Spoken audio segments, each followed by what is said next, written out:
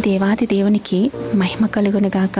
సర్వోన్నతుని ప్రేమ, శాశ్వతమైన ప్రేమ, అమూల్యమైన ప్రేమ, దేవాది దేవుడు తప్ప మరొకరు ఇవ్వలేనిది ఈ ప్రేమ. తల్లిదండ్రుల ప్రేమ, పిల్లలు పుట్టిన తర్వాత వారి కొరకు ఏదైనా కొంచెమే చేయగలరు.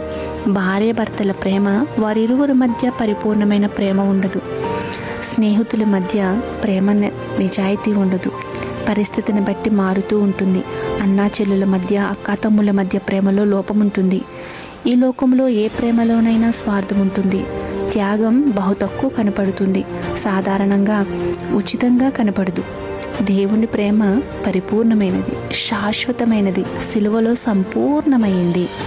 మనం పుట్టకముందే మనందరి కొరకు సమస్తాన్ని సిద్ధపరిచిన ఎనలేని ప్రేమ, నా కొరకు, నీ కొరకు, మనందరి కొరకు ఉచితంగా ఇయ్యబడిన గొప్ప ప్రేమ. మనం ఎలా